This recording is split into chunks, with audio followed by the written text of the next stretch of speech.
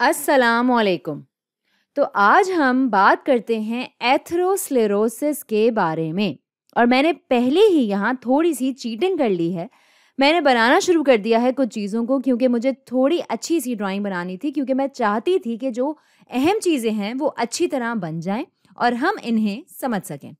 तो यहाँ सबसे ऊपर बाएँ हाथ पर हमारे पास है एक छोटी वेसल और हैं 3 तहें या लेयर्स, और बीच में है ल्यूमन और बाहरी हिस्सा है यहाँ, बाहरी हिस्सा। ये जो सफ़ेद चौकोर डब्बा सा बनाया है मैंने, यहाँ ये थोड़ा और बेहतर तरीके से समझने के लिए बनाया गया है। तो ये यहाँ पर ये है ल्यूमन और ये बाहरी हिस्सा है ब्लड वेसल का। तो हमें पता है कि ब्लड वेसल की 3 लेयर्स होती हैं, और ख़ास तौर पर ये वेसल, ये मैं यहाँ लिख लेती हूँ। ये दरमियाने साइज़ या बड़े साइज़ वाली आर्टरी है, मतलब मिडल या लार्ज।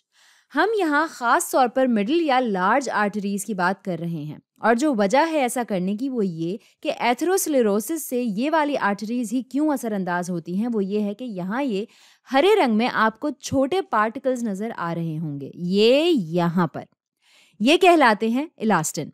ये होते हैं छोटे प्रोटीन्स, और लार्ज और मिडल आर्टरीज के बारे में बात करने की वजह यही है क्योंकि ये इनमें मौजूद होते हैं और ये प्रोटीन्स असरअंदाज होते हैं एथेरोस्क्लेरोसिस से। मेरे ख्याल में ये बात बताना ज़रूरी थी ताकि आपको पता हो कि कौन सी वेजल्स असरअंदाज होती हैं एथेरोस्क्लेरोसिस से।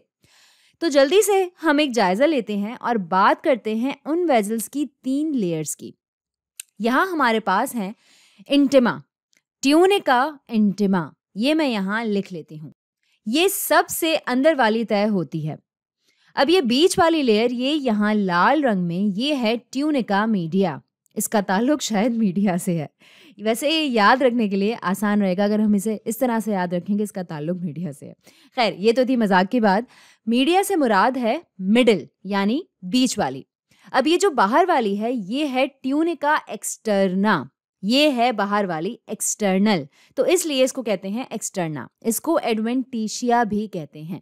तो ये हैं 3 लेयर्स जिनके बारे में हम जानते हैं। अब जिस तरह एथेरोस्क्लेरोसिस होता है, ये एक प्रोसेस है, एक मरहला है।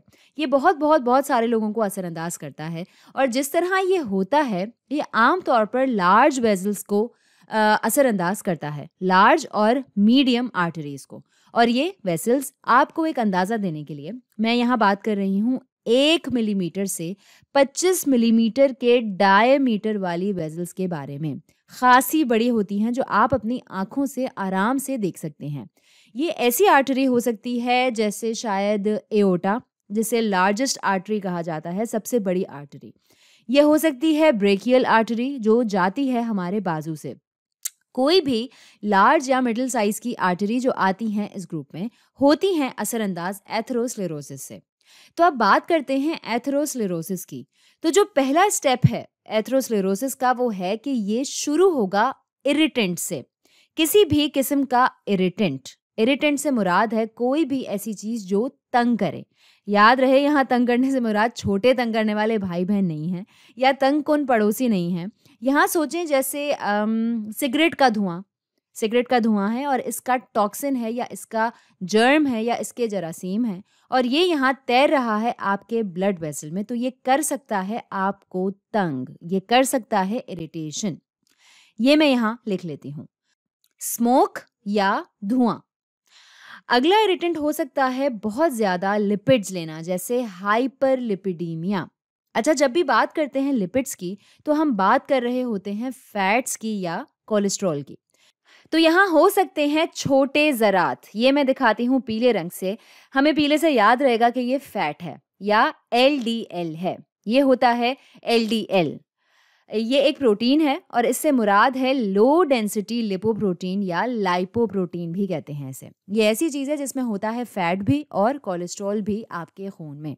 तो इसकी ज़्यादती भी हो सकती है, आपके खून में इसकी ज़्यादती हो सकती है, यानी ये बढ़ सकता है वेजल्स में, आर्टरीज में, और ये हो सकता है इरिटेंट। ठीक है। अब अगला इरिटेंट जो हो सकता है वो है हाई ब्लड प्रेशर। इसे मैं यहाँ सफ़ेद रंग से बनाती हूँ। ये हाई ब्लड प्रेशर हो सकता है जो वेजल्स पर डाले दबाव यानी प्रेशर, ये भी हो सकता है इरिटेंट। तो ये सब चीज़ें यहाँ ये हो सकती हैं इरिटेंट, हाइपरलिपिडीमिया या स्मोकिंग या हाई ब्लड प्रेशर। अब यहाँ वो चीज़ें देख ली हमने जो तंग कर सकती हैं या इरिटेट कर सकती हैं। अब ये देखना है कि तंग या इरिटेट हो क्या रहा है या किस चीज़ को तंग या इरिटेट करने की बात हो रही है। वो क्या चीज़ है जो बेचारी यहाँ तंग हो रही है। तो यहाँ नंबर 2 ये है लेयर्स सेल की, ये यहाँ पर। ये अंदर वाली तय ट्यूनिका एंटिपा में सेल्स की इस लेयर को कहते हैं एंडोथीलियल लेयर। ये है वो लेयर जिसको होता है नुकसान और जो होती है नाराज। ये इरिटेंट्स इसको तंग करते हैं और ये होती है परेशान और इरिटेट। तो यहाँ कुछ अफसुर्दा चेहरे में बनाती चली जाऊं। यहाँ पर ऐसे कुछ अफसुर्दा हैं LDL से, कुछ हैं हाई ब्लड प्रेशर से। अच्छा, इसके बिल्कुल पीछे यहाँ आपकी याद दिलाने के लिए यहाँ है बेसमेंट मेम्ब्रेन, लेकिन असल में ये एंडोथीलियल सेल्स ही हैं जो होते हैं परेशान और होते हैं इरिटेट। तो ये होगा यहाँ नंबर 2 एंडोथीलियल डिसफंक्शन, मतलब एंडोथीलियल सेल्स जिस तरह और जो काम करते हैं वो अब सही तरीके से नहीं कर पाएंगे। अब यहाँ अगर गौर करके बात करें तो एंडोथीलियल सेल्स जो हैं वो होते हैं एक बैरियर की तरह।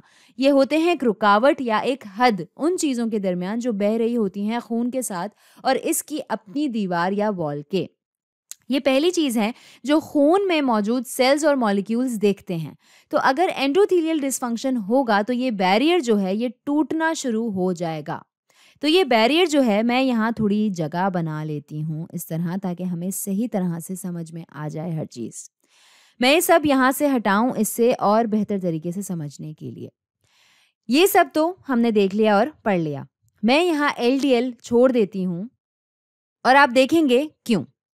मैं यहाँ आपको दिखाना चाह रही हूँ कि ये सेल्स हैं अब अफसुर्दा और ये टूटना शुरू करेंगे। तो जो आपको मिलेगा वो कुछ ऐसा दिखेगा।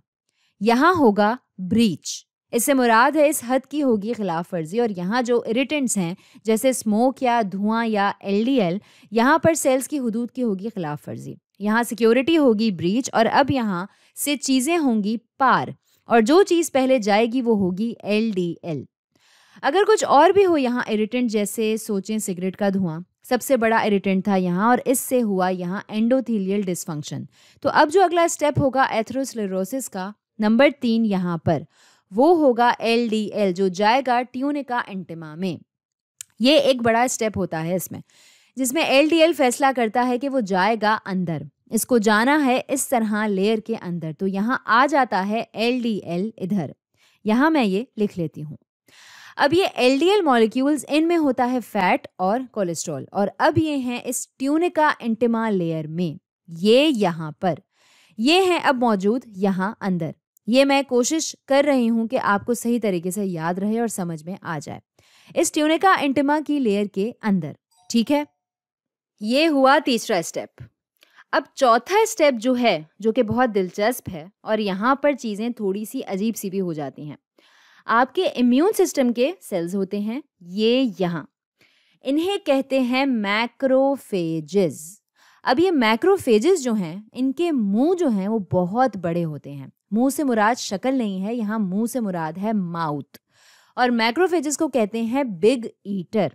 मैक्रो से मुराद है बिग या बड़ा और फेज मतलब ईट यानी खाना। तो ये हैं मैक्रोफेजेस और ये तैरते हैं खून में, बल्कि ये पुलिस वालों की तरह गश्त करते हैं खून में और फिर ये निशानदही करते हैं उन चीज़ों की जो इन्हें सही नहीं लग रही होती।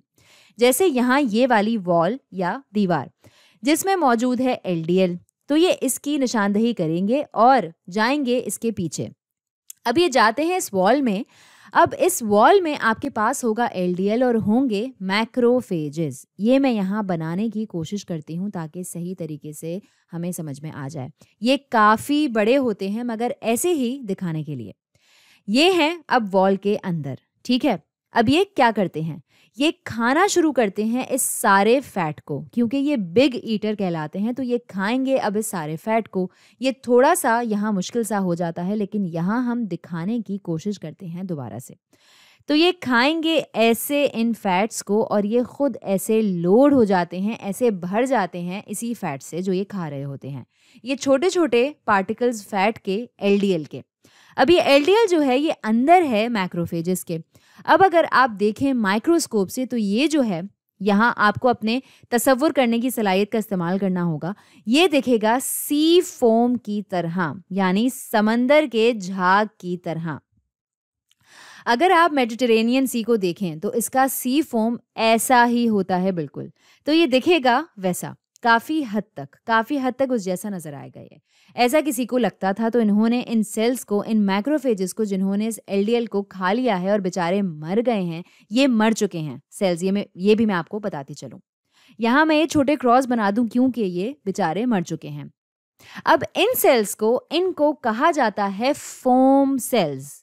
तो ये मैं यहाँ सही से लिख देती हूँ, ये हैं फोम सेल्स। तो अब अगर दोबारा आप ट्यूनिका इंटिमा को देखें, यहीं पर ये सब कुछ हो रहा है, ठीक है। ये ज़रूरी और अहम हिस्सा है, ये ज़रूरी है। एलडीएल और जो मैक्रोफेजेस थे और अब जो डेड सेल्स हैं, फोम सेल्स हैं, ये सब कुछ यहाँ इसके अंदर हैं और ये दरिया है फैट का एक तरह से। तो अब यहाँ मैक्रोफेजेस हैं फोर्थ स्टेप, यानी चौथा स्टेप। मैं कोशिश कर रही हूँ कि तस्वीर के साथ साथ चलूँ। तो यहाँ मैं लिखूंगी मैक्रोफेजेस और फोम सेल्स हैं ट्यूनिका इंटिमा में। तो अब हम सब एक ही नुक्ते पर हैं। अब ये इंटिमा जो है ये काफ़ी हद तक ऐसा लगता है। मैं इसको थोड़ा बेहतर तरीके से बना लूँ, थोड़ी सी इसकी सफाई कर दूँ। आपको भी शायद यही लगेगा कि इसको थोड़ी सी यहाँ सफाई की ज़रूरत है। हमें मालूम है कि एलडीएल खून में था और ये गया था इंटिमा में, हमें मालूम है ये। तो अब यहाँ है हमारे पास छोटे मॉलिक्यूल्स एलडीएल के, जो कि आपस में मिलकर वाकई में एक दरिया जैसा बना लेते हैं फैट का। कितना अजीब सा लग रहा है ये सब कुछ, एक दरिया जैसा फैट का। और ये सब कुछ है इस लेयर में जिसे कहते हैं ट्यूनिका इंटिमा। यहाँ मैं एक और मरा हुआ मैक्रोफेज बना लेती हूँ, एक और फोम सेल यहाँ। तो यहाँ हमारे पास है एलडीएल का दरिया, यहाँ है फोम सेल्स और ये सब मौजूद हैं, बैठे हुए हैं ट्यूनिका इंटिमा में। अब अगर आप इस ब्लड वेसल को खोलें, मैं दिखाती हूँ कि मैं क्या कहना चाह रही हूँ। सोचें जैसे यहाँ ये है ब्लड वेसल। मैं बहुत ही आसान शक्ल बना रही हूँ, हमें पता है कि इसमें होती हैं 3 लेयर्स। अब आप सोचें कि आपने ली एक छुरी और इसको काटा ऐसे, तो अब आपको नज़र आएगा इसके अंदर का मंजर, इसका अंदरूनी हिस्सा, और यहाँ आपको दिखेगी एक बड़ी सी लेयर या एक स्ट्रीक या एक सिलसिला फैट का। और ये वही दरिया है जिसकी हम बात कर रहे थे यहाँ। अब इसको हम देख रहे हैं ऐसी लंबाई में, ठीक है। इस फैट के दरिया को हम कहते हैं फैटी स्ट्रीक। तो अगर आप खोलें एक ब्लड वेसल को और देखें इसमें मौजूद एक फैटी स्ट्रीक, अगर ये प्रोसेस होता हुआ आपको मिले इसमें, तो ये पहला हिस्सा है एथेरोस्क्लेरोसिस का, ठीक है। अगला हिस्सा हम करेंगे अपनी अगली वीडियो में इंशाल्लाह। तो आज के लिए इतना ही।